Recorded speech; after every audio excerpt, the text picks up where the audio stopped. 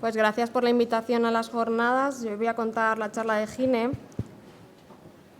que la hago en el Hospital 12 de Octubre y siempre digo que esto en parte pues, fue un logro para mí y en parte fue gracias a Mira. Así es que para mí es un honor poder estar aquí explicándoos mi especialidad y haciendo que luego pues, me preguntéis todas las dudas que queráis.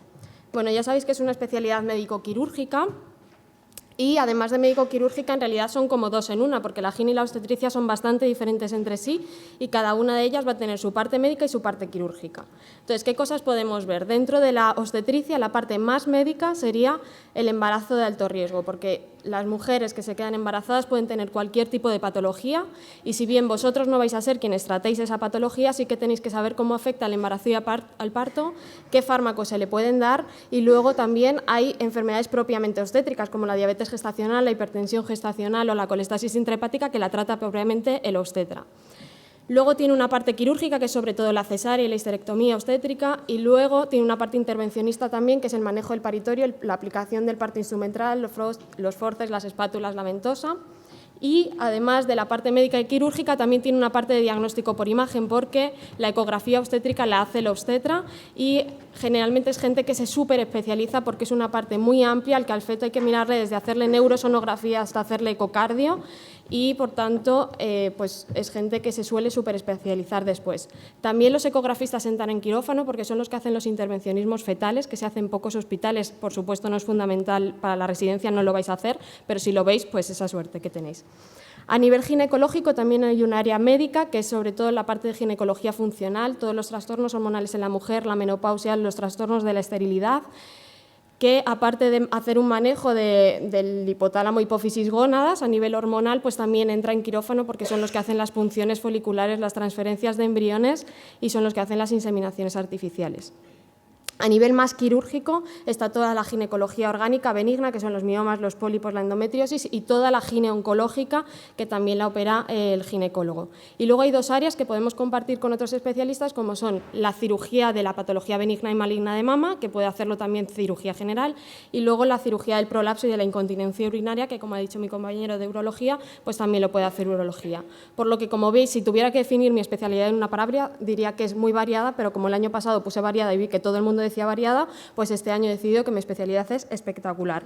Espectacularmente variada y espectacularmente interesante de estudiar y nada aburrida de aplicar en el día a día. No solo es interesante de estudiar, sino que no te aburres, es bastante dinámica y bastante entretenida.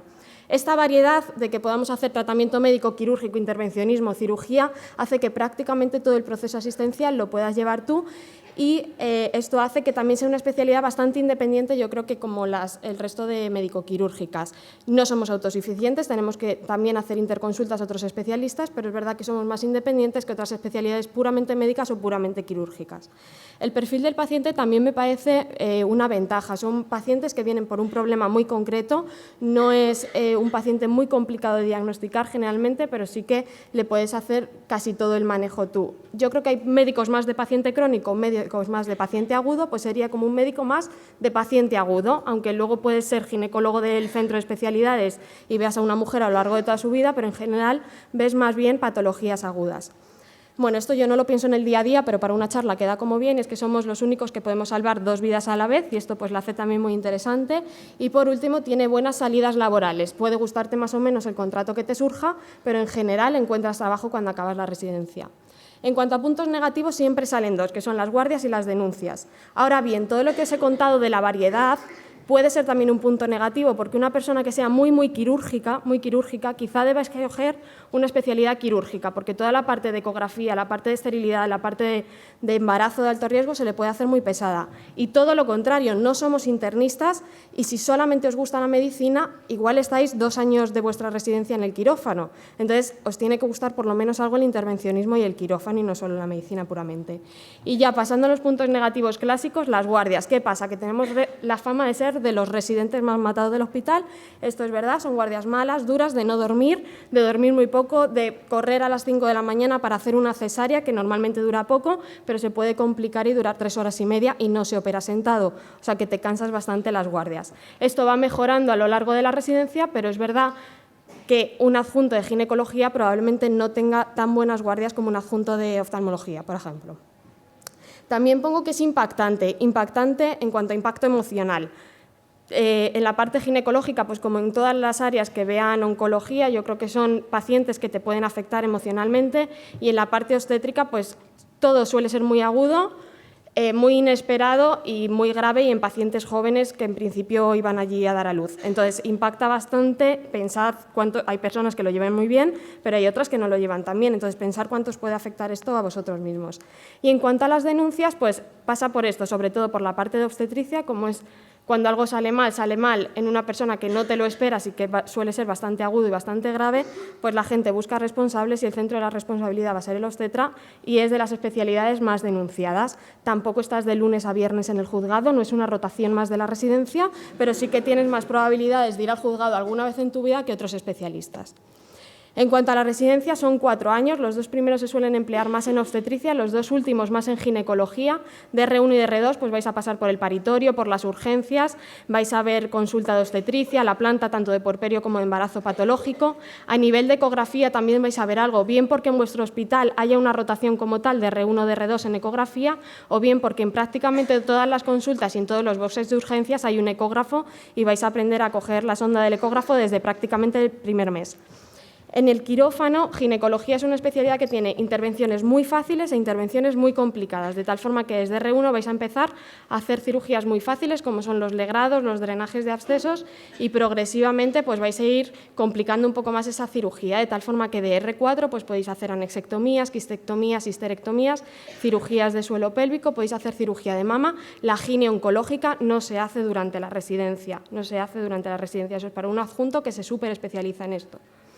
A nivel de ecografía de R3 y de R4, ya si hacéis una ecografía más específica, aprendéis a hacer ecografía reglada de primer trimestre, de segundo trimestre, de tercer trimestre, y a nivel de más de consultas, pues de R3 y de R4 pasas por consultas monográficas de todas las áreas que hemos visto antes. Todo esto combinado con 4 o 5 guardias al mes que se nutren de pacientes gines y pacientes obstétricas, pero principalmente de pacientes obstétricas.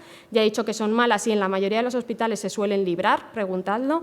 Y luego, en cuanto a las rotaciones externas, pues la mayoría de hospitales también os permiten hacer alguna rotación fuera del hospital para ver algún área que no tenga o algún área pues, que queráis ver cómo se hace en otro sitio.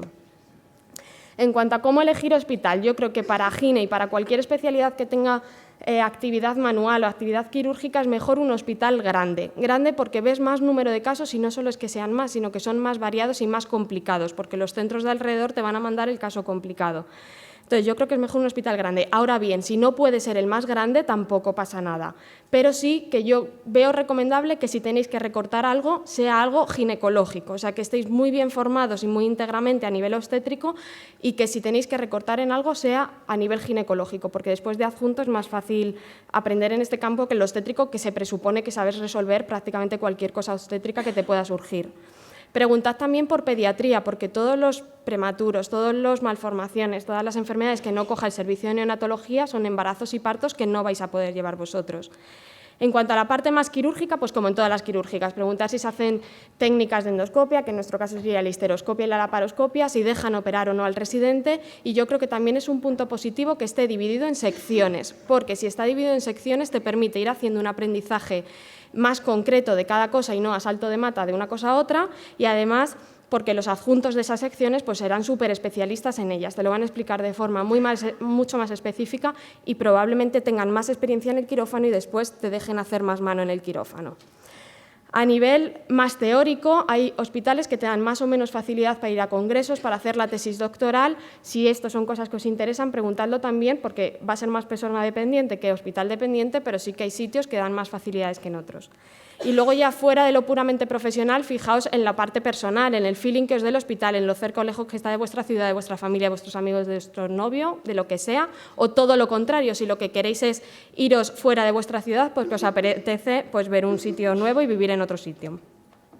En cuanto al ranking nacional, los 10 hospitales que se cogieron primero el año pasado pues fueron estos. Yo no os puedo hablar concretamente de todos ellos porque no los conozco todos, yo solo hago la residencia en el 12 de octubre, puedo hablaros de él y de otros que me comentan porque conozco gente que lo hace en otro sitio o por rotantes externos que vienen, pero no concretamente de todos. Ahora, la idea general que yo tengo es que en general en todas las comunidades autónomas hay 1, 2 o 3 hospitales grandes que tienen todas las secciones de la gine que hemos visto y luego a su alrededor pues habría hospitales más más medianos o más pequeños que quizá les falte alguna sección, pero que te permiten rotar al grande para poder ver esa sección o poder verla un poco más si se queda algo corta. En el Madrid, por ejemplo, estos medianos de que hablo pues serían estos de aquí. En general, no hay que estresarse con el número. Yo creo que gine no es una especialidad especialmente cara. Yo creo que con menos de un 3.000 se coge un buen hospital en ginecología e incluso el año pasado hubo 30 plazas que estaban por encima del 3.000. Así es que no os agobiéis demasiado. Enhorabuena que habéis pasado por toda esta situación. Pasar el MIR no es moco de pavo, así es que os doy la enhorabuena. Los años que empiezan ahora van a ser muy bonitos, vais a aprender mucho y los vais a disfrutar, así es que espero que los aprovechéis y que los disfrutéis mucho. Gracias.